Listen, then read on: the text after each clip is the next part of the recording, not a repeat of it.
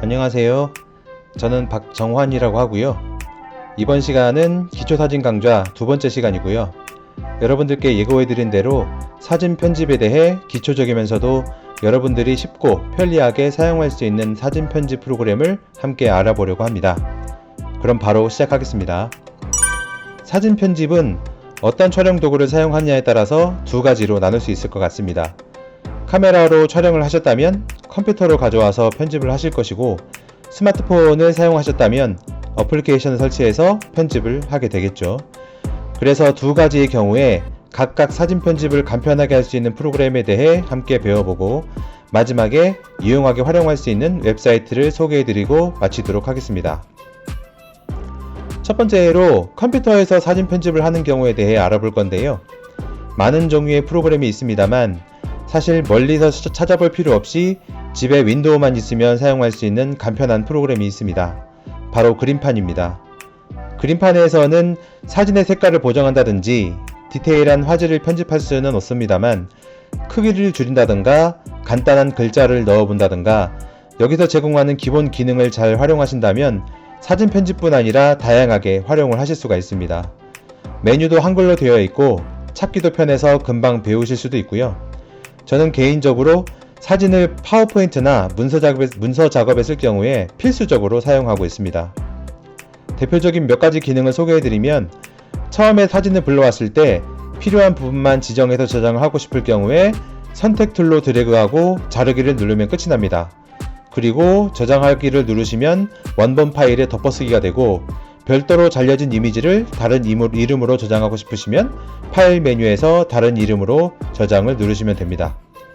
그 다음은 자르기 버튼 밑에 크기 조정이라는 버튼이 있는데요.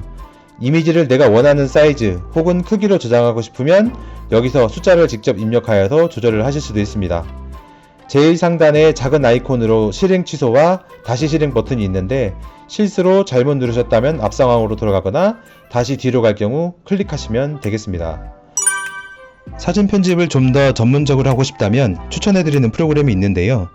보통 사진 편집하면 대명사처럼 얘기하는 프로그램이 포토샵입니다. 가장 널리 쓰이고 있긴 하지만 유료이기도 하고 초보자가 접근하기에 쉽지 않은 프로그램입니다. 여러분들에게 소개해드리려는 프로그램은 포토샵인데 좀 다른 버전입니다. 바로 웹에서 사용할 수 있는 버전이고요. 인터넷만 된다면 어디서든 무료로 사용하실 수가 있습니다.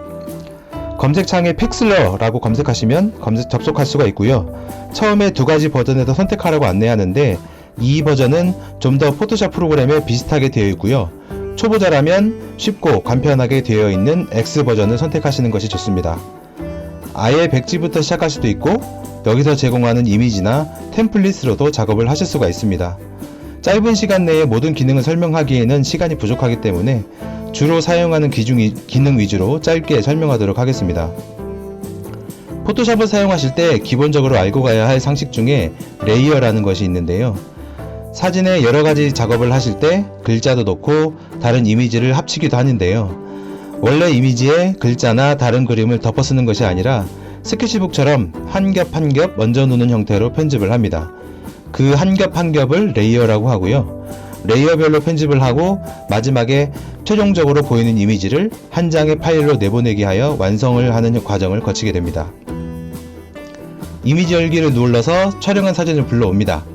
왼쪽에 도구들이 있고 마우스를 가져가면 도구들의 이름을 확인하실 수가 있습니다.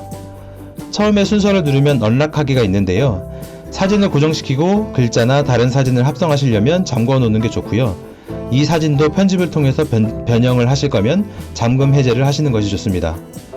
밑에 나오는 도구들을 옆에도 동일하게 있는 거고요. 간단히 도구들을 설명해 드리면, 레이아웃은 사이즈를 변경할 때,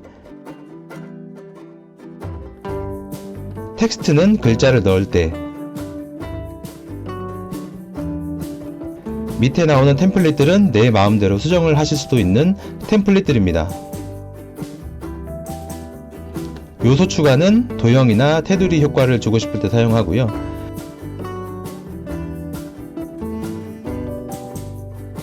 이미지 추가는 다른 이미지를 합성할 때,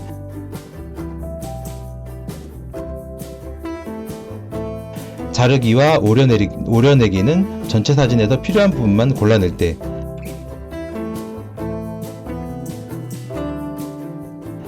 효과는 필터처럼 사진의 다른 느낌의 효과를 나타내고 싶을 때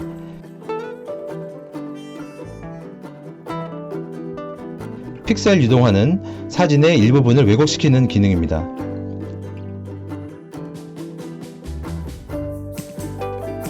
리터치는 인물 사진의 경우 리터치로 클릭하면 잡티나 점을 지워주는 효과가 있고요.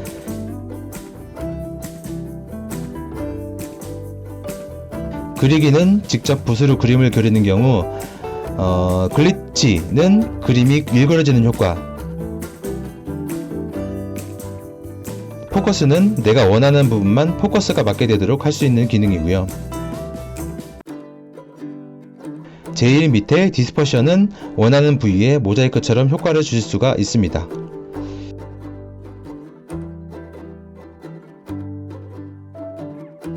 작업을 하시면서 글자나 그림을 추가하게 되면 오른쪽 레이어 창에 레이어가 하나씩 늘어나게 되고 각 레이어별로 계속 수정이 가능합니다.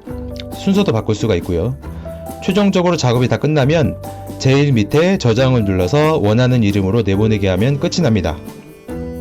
다시 말씀드리지만 반복적으로 연습을 많이 하셔야 되고요.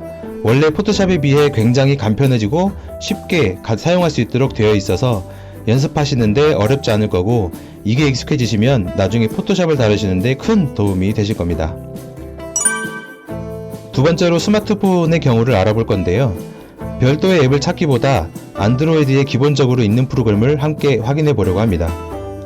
스마트폰으로 촬영을 하시고 촬영한 사진을 확인할 때에 찾는 앱이 갤러리인데요. 여기에서도 다양한 이미지 편집이 가능하고 숨겨져 있는 재미있는 기능들이 많기 때문에 잘 활용하시면 충분히 좋은 결과물이 나올 거라 생각합니다.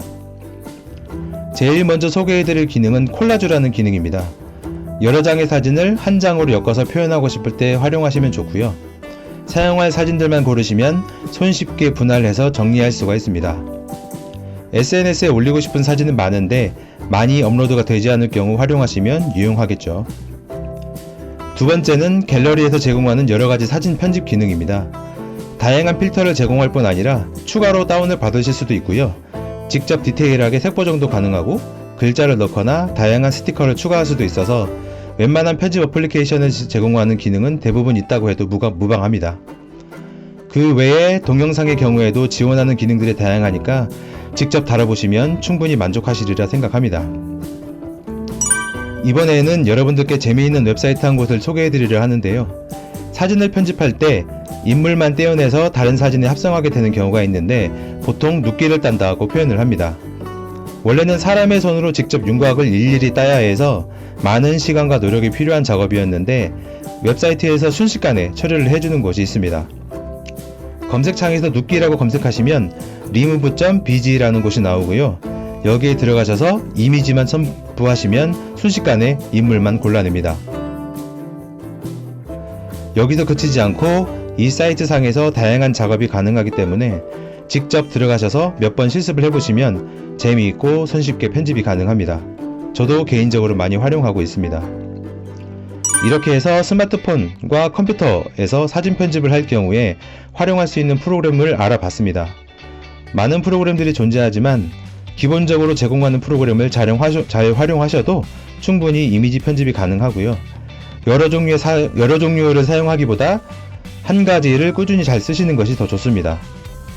여기서 사진의 기초 강의를 마치도록 하겠습니다. 시청해주셔서 감사합니다.